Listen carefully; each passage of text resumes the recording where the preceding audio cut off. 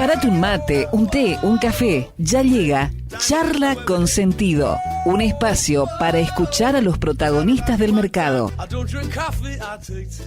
Auspician este bloque. IEB, Invertir en Bolsa, empresa líder en el mercado financiero, con más de 10 años de experiencia brindando soluciones de inversión y financiamiento para individuos y empresas. Consulte el sitio web ingresando en www.ieb.com.ar. Agente de liquidación y compensación y agente de negociación integral registrado en CNB bajo el número 246.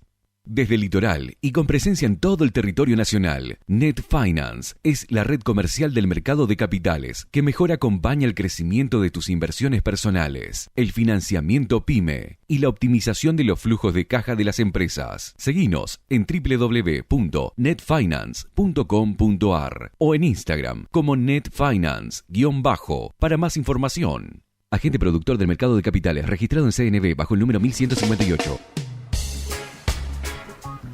Muy bien, y le damos la bienvenida a nuestro espacio relacionado a la economía, a las finanzas y también a los debates que hay en torno a estos temas relacionados con la coparticipación a Luis Pastori. Luis Pastori es diputado nacional, mandato cumplido aquí por la provincia de Misiones, y durante sus 2 periodos, en este caso como legislador nacional, fue secretario también de la Comisión de Presupuesto y Hacienda de la Cámara de Diputados, además de ser un profesional de las ciencias económicas, contador público.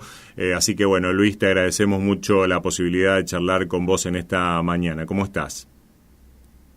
Hola, muy buenos días, Alejandro. Qué gusto escucharte y saludo a toda la audiencia.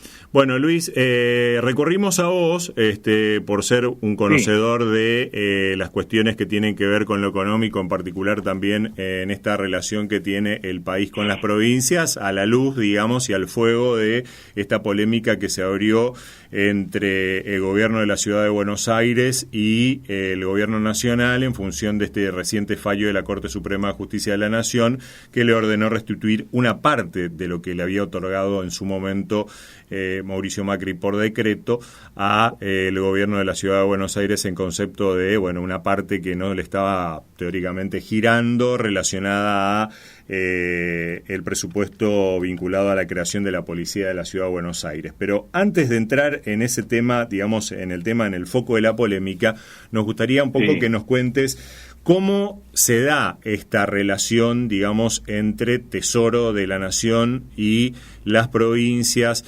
Es decir, ¿en qué periodo o con qué periodicidad le va haciendo el goteo de coparticipación el Gobierno Nacional a las provincias en función de los impuestos coparticipables?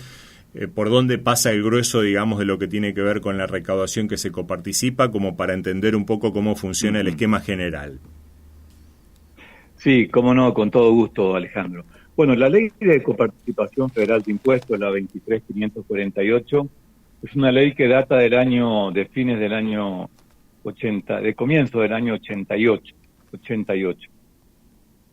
Con lo cual, vieja, con índices absolutamente desfasados con respecto a la realidad de las provincias, pero es la que tenemos. La Constitución reformada en el 94 había mandado aprobar una nueva ley antes que termine el año 1996. Estamos en el 2022, o sea que ya llevamos algunas décadas de demora. Uh-huh. Y lo importante es citar esto, Alejandro, me parece a mí, porque cuando se aprueba esta ley en el año 88, todavía no existía la Ciudad Autónoma de Buenos Aires como tal, rango que fue dado por la Constitución del 94, ni tampoco la provincia de Tierra del Fuego, que fue provincializada también después del 88. Con lo cual, la ley 23.548 lo que hace de una distribución primaria conformada por un porcentaje de todos los impuestos recaudados por nación, destina en base a coeficiente a las provincias. Misiones, por ejemplo, tiene el 3,43%. De ese total que se coparticipa, a Misiones llega el 3,43%, y así cada provincia, ¿no? Uh-huh. Pero con respecto a Tierra del Fuego y Capital, Cava, como no estaban en esa ley 23.548, se hace cargo la nación, es decir, que la nación de sus recursos de la parte que le corresponde a Nación, se hace cargo de transferir a estas dos jurisdicciones. En el caso del Capital Federal, era hasta la gestión de Mauricio Macri el 3,5% o 3,45%. Te digo esto porque la comparás con Misiones, y Misiones está en el 3,43%, es decir que prácticamente lo mismo que se le atribuye a Misiones y que Misiones recauda, lo mismo que se distribuye a Misiones y Misiones reclama permanentemente, sí, era el tope al que había llegado Cava con el gobierno de Macri, el 3,5%. El gobierno de Alberto Fernández, en forma unilateral, decidió quitarle primero un punto, después otro más, desfinanciándole a la ciudad autónoma de los servicios que en su momento se le había transferido, que era la Policía Federal. La Constitución te dice que vos no podés transferir servicios de nación a provincia sin recursos. No le puede hacer un regalego, ¿no? Decir, bueno, tomá, hacete cargo de esto y arreglate como puedas. Sino que lo tiene que hacer con los recursos suficientes. Esto fue lo que se hizo en la gestión de Macri, que fue retrotraído en el gobierno de Alberto Fernández. Bueno, ante el reclamo que hizo la Nación, la Corte Suprema dictó una medida cautelar que se conoció estos días, todavía no la cuestión de fondo, pero sí una cautelar, ordenándole a la Nación que le transfiera a la provincia, a la ciudad autónoma, un intermedio, digamos, entre lo que le venía transfiriendo el gobierno de Alberto y el 3,5 que reclama la ciudad autónoma, y fijó en el 2,95. O sea que la Corte Suprema fijó la coparticipación de la ciudad autónoma en el 2,95% hasta tanto resuelva la cuestión de fondo. Y la diferencia entre lo que venía percibiendo hasta aquí y el 2,95, que más o menos son 600 millones de pesos diarios, lo tiene que transferir, ordenó la Corte, diariamente a través del Banco Nación a las cuentas de la ciudad autónoma. El Banco Nación es el que, todo lo que la FIP recauda va a una cuenta que tiene en el Banco Nación, el Tesoro Nacional. De esa cuenta, el Banco Nación es el responsable de remitir diariamente lo que se llama el goteo de la participación a una cuenta que cada provincia tiene abierta el Banco Nación. Todos los días el Banco Nación gotea el porcentaje, el dinero que le corresponde a la recaudación del día anterior, recaudado el día anterior, ¿no? Sí. Esto es lo que hace, lo hace el mismo día porque lo transfieren por la tarde. Sí, o sea que constantemente los diferentes distritos están recibiendo ese dinero en concepto de coparticipación. Sí. Efectivamente, así funciona el sistema. Y entonces, lo primero que tengo que decir es, primero, las provincias absolutamente no tienen nada que ver con esto en cuanto a que ni se beneficiaron, ni se van a beneficiar ahora, ni se perjudicaron antes. ¿Por qué? Porque el recurso que se coparticipa y se deposita a Cava sale de las arcas del Tesoro Nacional. No de la parte que le toca a la Nación. De la parte que le toca a la Nación. O sea que es mentira, es una falacia decir que esto perjudica a las provincias. Como tampoco se van a beneficiar ahora. Hay una sola provincia, en todo caso, que se puede perjudicar ahora, que es la provincia de Buenos Aires, el gobierno de Kicillof, porque lo que se le sacó a Cava, el presidente Alberto Fernández creó un fondo destinado a la provincia de Buenos Aires. ¿Te acordás cuando hubo un conflicto donde las fuerzas policiales de Buenos Aires reclamaban frente a Olivos? Así es. Bueno, y ahí fue donde él decide sacarle coparticipación a la ciudad autónoma y transferirle a la provincia de Buenos Aires, creando un fondo justamente para pagarle a la policía de la provincia. O sea que en todo caso, el único perjudicado sería la provincia de Buenos Aires, al momento en que esto se cumpla, ¿no? En el sentido que desaparecería esos recursos que alegremente el presidente le sacó a un distrito para dárselo a otro. Bueno, en pero forma unilateral. Sí. Luis, ¿qué hay de cierto también con respecto al reclamo de los gobernadores que apoyan a su vez al presidente en esta disconformidad, diciendo, bueno, está bien, es plata de la nación, pero es plata que iba a estar destinada, por ejemplo, a obra pública que iba a hacer la nación en las provincias, por lo cual esto nos perjudica? Bueno, pero esto es lo mismo que, a ver, estamos hablando de coparticipación, recurso que le corresponde a los gobiernos de las provincias, de las jurisdicciones. Yo te hago el siguiente planteo. Imagínate si en forma unilateral, cosa que por suerte la Suprema Corte dijo que esto es inconstitucional, no se puede hacer. En realidad, este fallo de la Suprema Corte es en beneficio de las provincias, no en contra de las provincias, porque sienta el precedente judicial nada más ni nada menos que del máximo tribunal, en el sentido que el presidente de la Nación no está facultado para decir, bueno, hoy le saco a Córdoba un punto de su coparticipación para dárselo a Santiago del Estero para que haga agua potable. Uh-huh. Bueno, esto es inconstitucional, no lo puede hacer, gracias a Dios que no lo puede hacer, ¿no? Felizmente no lo puede hacer, porque si no te imaginas que toda la coparticipación de las provincias estaría a expensa del humor presidencial. Uh-huh. De sacarle a uno y darle a otro para que haga tal o cual obra. Esto no se puede hacer, es inconstitucional, por suerte, y este fallo viene a ratificar eso. Por eso las provincias y los gobernadores que reclaman esto, entre ellos el gobernador de nuestra provincia, Herrera Watt, pecan de, no sé si de ignorancia o de una sumisión extrema hacia el gobierno central, cuando reclaman en aras de un supuesto federalismo que en realidad es al revés. Este fallo va en defensa del federalismo y no en contra, por esto que estoy explicando, ¿no? Claro, vos lo que decís es que este fallo de la Corte le quita esa discrecionalidad inconstitucional al presidente de sacar o de poner recursos en manos de las diferentes provincias.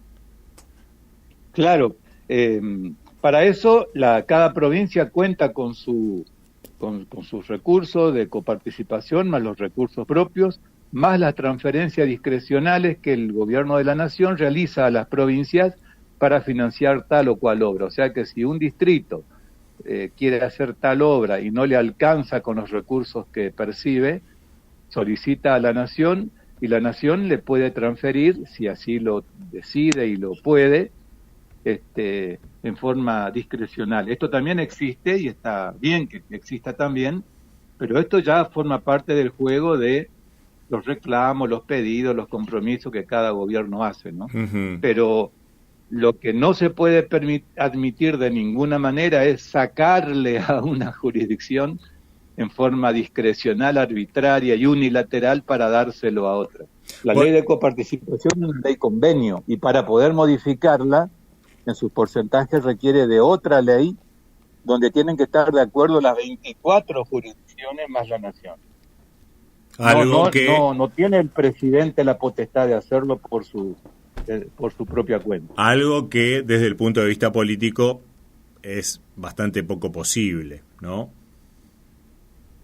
Bastante poco posible y yo, a ver, por ahí uno también sueña un poco, ¿no? Tengo la ilusión de que el próximo gobierno ojalá asuma con la suficiente fuerza política como para ordenar este descalabro que es este reparto de fondos entre nación y provincias que viene desde los 90, que viene siendo cuestionado, y cada vez se le van parche y más parche y más parches. Así que ojalá un gobierno nuevo asuma con la suficiente fortaleza política, decía, para poder cambiar esto desde el vamos, ¿no? Uh-huh. Pero sí, admito que es difícil.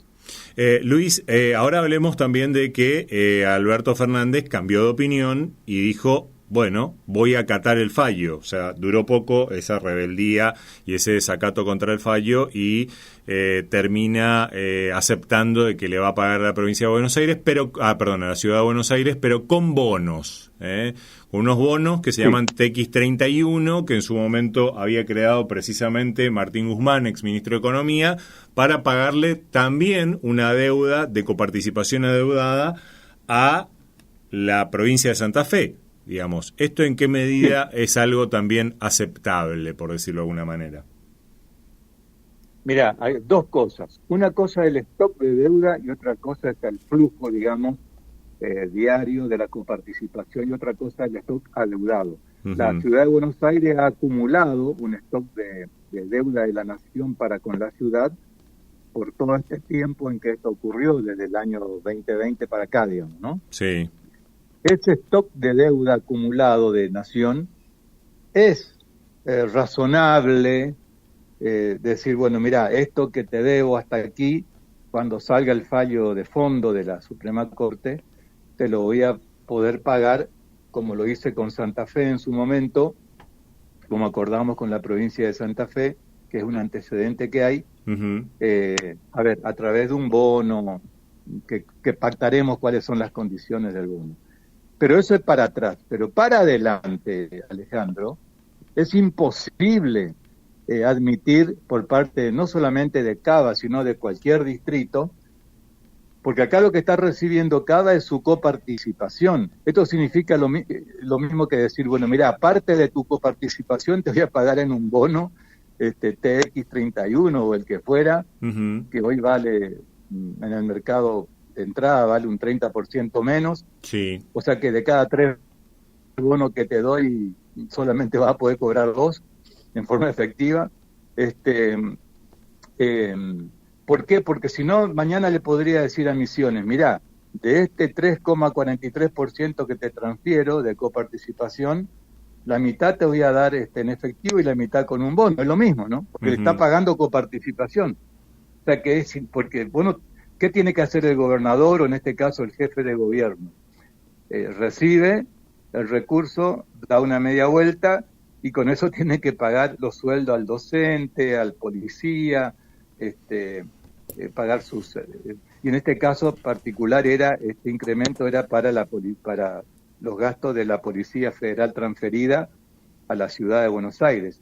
Y al policía de la ciudad de Buenos Aires no le va a poder pagar con el bono, ¿no? Un bono que aparte no es líquido, es decir, está en la bolsa, pero no tiene liquidez. O sea, no se negocia, no hay nadie que lo venda y no hay nadie que lo compre.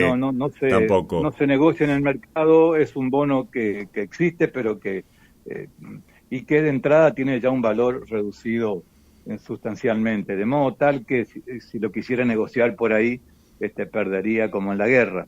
Así que esto es inadmisible desde todo punto de vista, porque lo que se está transfiriendo es coparticipación, y lo que no se puede admitir por parte de Cava ni de ninguna provincia es que parte de la coparticipación la reciba en bono. ¿Te imaginas qué haría una provincia que reciba una parte de su coparticipación en bono? Bueno, lo mismo le pasaría a la ciudad autónoma. O sea que yo no tengo duda de que la Suprema Corte, cuando decida este nuevo planteo que se ha hecho en el día de ayer, rechazando el tema de los bonos, finalmente va a terminar fallando que esto es inadmisible, ¿no? Seguramente esto será en febrero, después que pase la feria. Claro. Porque ya nos quedan, 48 horas hábiles en este año, pero yo no tengo ninguna duda de que esta maniobra va a ser nuevamente rechazada por el máximo tribunal, ¿no?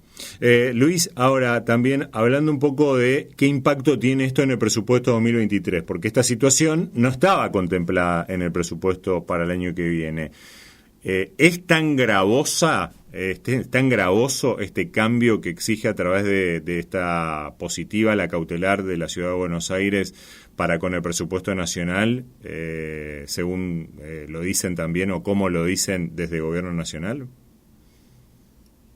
Bueno, el presupuesto 2023 tiene incorporado un par de cláusulas, una de las cuales le permite al jefe de gabinete reasignar partidas, o sea, sacar de un lado para poner en otro lado y así poder cumplir. Y cuando existe un fallo judicial de cumplimiento, como en este caso es el fallo de la Suprema Corte, la ley de contabilidad establece también que esos fallos se deben cumplir y en todo caso la Nación deberá buscar las maneras, las formas de poder financiar, si es que no lo tiene previsto, como en este caso no lo tendría previsto en el presupuesto 2023, pero sí tiene todas las facultades para rearmar o reasignar partidas de forma tal de que estos fallos se deben cumplir, porque si no, cualquier fallo judicial de última instancia, de última no se podría cumplir aduciendo, no tengo presupuesto para hacerlo, digamos,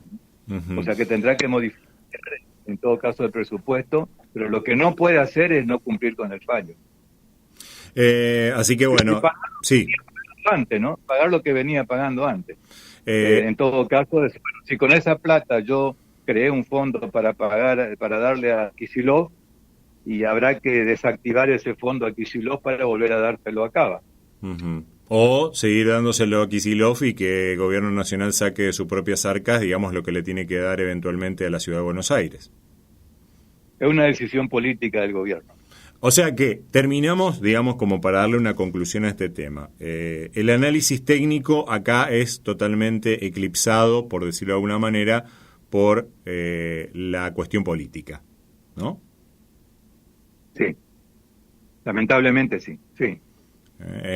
Así que... Sí, claro, y aparte en un año ya, que entramos en un año electoral, todo se mezcla, los gobernadores que hacen causa común con el presidente escupiendo para arriba porque esto es el fallo de la Suprema Corte, es ejemplar porque va en defensa del federalismo, que los gobernadores dicen defender el federalismo y lo que están haciendo es atacar al federalismo, porque lo que hoy se vuelve en contra de una jurisdicción mañana puede volverse en contra de cualquiera de ellos. Totalmente. Luis, bueno, para ir redondeando la charla también quisiéramos preguntarte, estamos charlando con Luis Pastori, ex legislador nacional, ya mandato cumplido durante 2 periodos, diputado nacional y secretario de la Comisión de Presupuesto de la Cámara Baja, justamente, Juntos por el Cambio aquí de la provincia de Misiones. Queríamos preguntarte un poco, digamos, a nivel general también, cuál ves que es la senda económica que ha venido tomando también este gobierno con la asunción de Sergio Massa y qué expectativa notas vos de que pueda llegar a darse esa meta que se ha autoimpuesto de bajar la inflación sensiblemente para llegar a un 60% anual el año que viene. ¿Qué es lo que venís notando vos al respecto? Yo vengo notando que es una meta de muy difícil cumplimiento.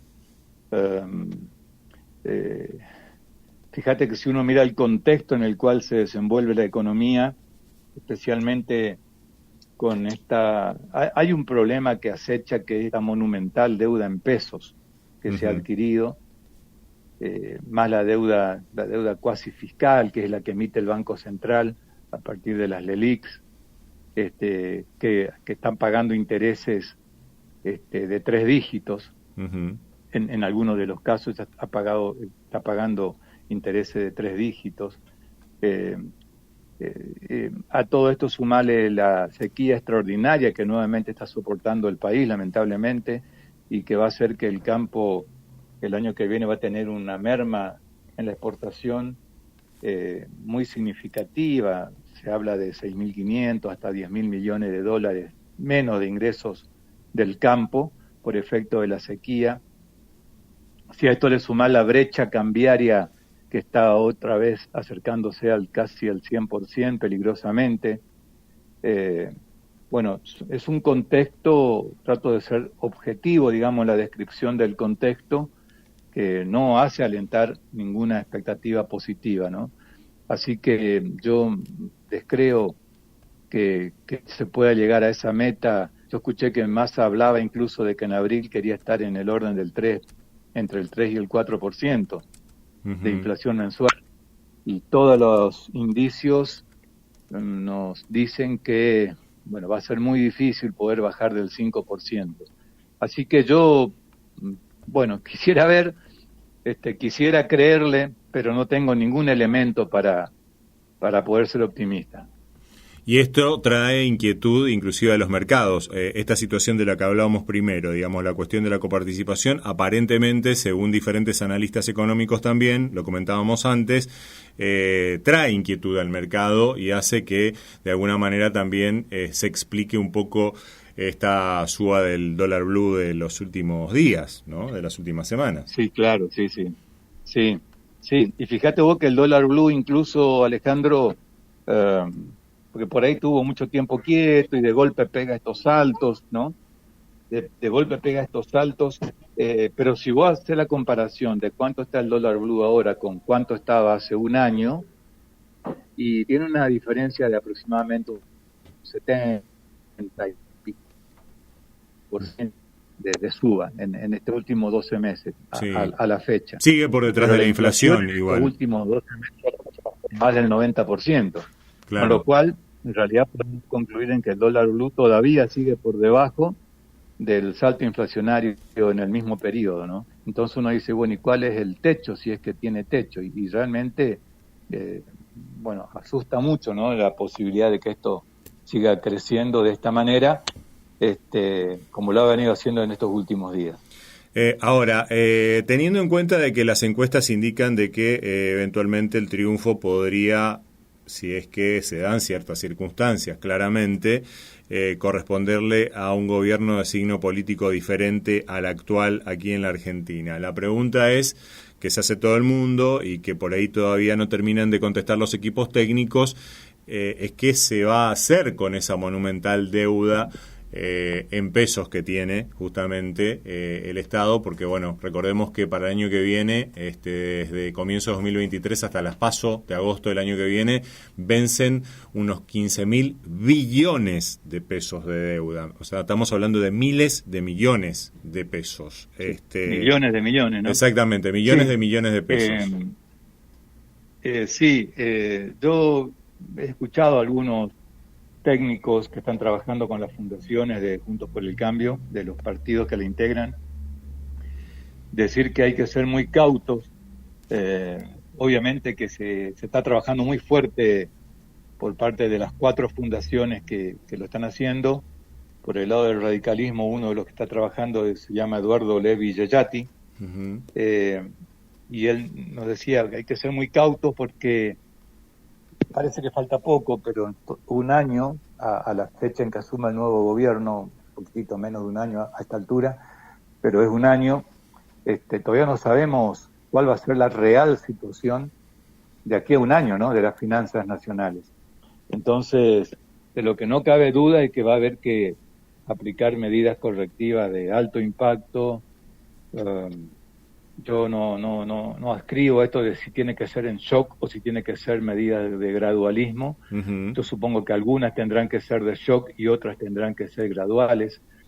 Ni todas van a ser de shock ni todas van a ser graduales, digo, porque hay que ser muy cautos, digamos, en cada una de estas medidas para no generar un daño mayor del que se quiere salir, del que se quiere evitar, pero de que va a ser una situación compleja, ninguna duda. Por eso creo que fue López Murphy que dijo, me parece que fue él a quien le escuché decir que el próximo gobierno, ojalá desde nuestro punto de vista, si fuera de Juntos por el Cambio, el próximo gobierno va a tener que ganar las elecciones de una forma contundente y creo que utilizó la palabra colosal en cuanto al resultado electoral, porque tiene que tener una fuerza política en el Congreso lo suficientemente grande como para avalar las profundas y grandes reformas que tendrán que sobrevenir inevitablemente si queremos que el país cambie, ¿no? Y si queremos gobernar es para que el país cambie, no para seguir en esta situación que ya lleva tanto tiempo y que año tras año nos hace cada vez más pobres. Muy bien, Luis, te agradecemos mucho por esta charla. Estuvimos charlando con Luis Pastori, exdiputado nacional, justamente de Juntos por el Cambio por la provincia de Misiones, exsecretario también de la Comisión de Presupuesto de la Cámara Baja. Te agradecemos mucho, Luis, como siempre, por atendernos y también en este momento ya de finales del año. Así que muchísimas gracias. Bueno, un saludo muy cordial A toda la audiencia, un muy feliz año 2023. Vamos a hacer todas las fuerzas para que así sea, en todo sentido. Y espero haber sido útil en este tema por ahí tan engorroso, tan pesado. Espero haber aportado algo de claridad, ojalá lo hubiera hecho. Seguro. Así que seguro un gran que abrazo, sí. Alejandro. Bueno, y hasta cualquier momento. Igualmente, hasta cualquier momento.